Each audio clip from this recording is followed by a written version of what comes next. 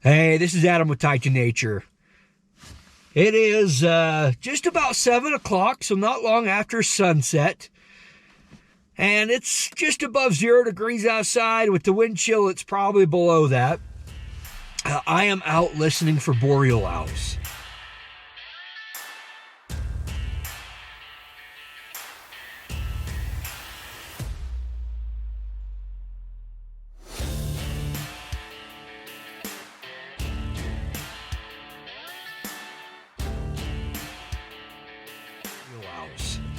Now, if you've been following along, I've been doing this for a few years now. And every year I say, this is the year. And again, this is the year. I'm hoping to find. So, kind of give you a breakdown of what I'm doing. I go out every spring, usually about March 15th. Today's the 9th. I should have started a couple days ago. I had more time this year. What I do is I go out and listen for owls. My target species specifically is boreal owl. Great gray owl and saw-whet are secondary to that. I also hear a lot of great horned owls. So I go out and listen for these owls. And the point of it is to be able to find nesting locations. And the point of finding nesting locations is to be able to document owls at their nests. So one of the things that I did different, if you haven't watched the video, you can go watch it, is I set up a nest box this year for boreal owls. It would work for saw-whet as well as other species, but I set it up in an area where I've been listening to boreal owls for the last couple of years.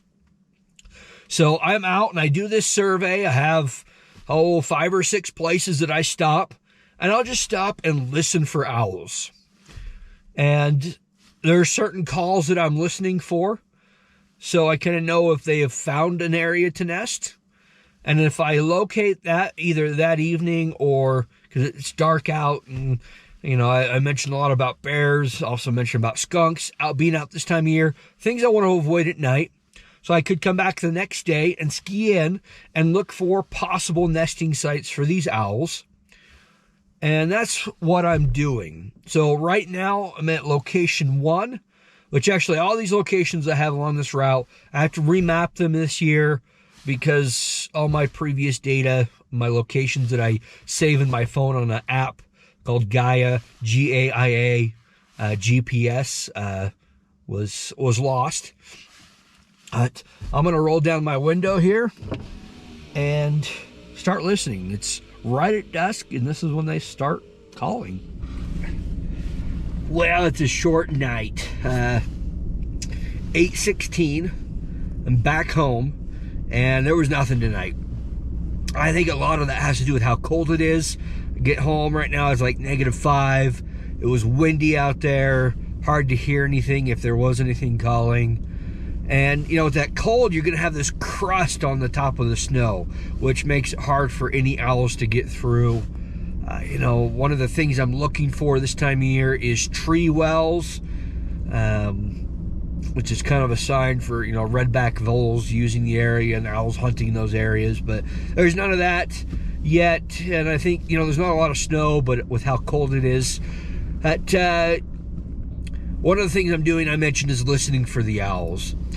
And so each of those owls have a different call that I'm listening for to know that they're in the area. And I'll play that right now. I'll share a few owl sounds with you so you get an idea of what I'm looking for, listening for.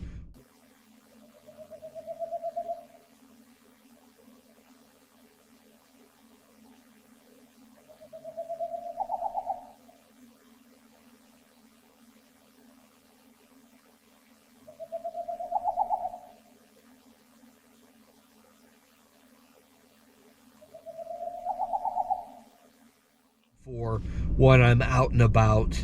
And I'll probably do a video just to talk more specifically about these owls. I think I've, talked in the past, if you listen to videos, I talk a lot about, out listening and the calls and whatever. But I haven't really talked specifically, I don't think, about the owls. So maybe I'll do a video just about these owls, what they look like, their sizes. So watch for that. But thanks for tuning in.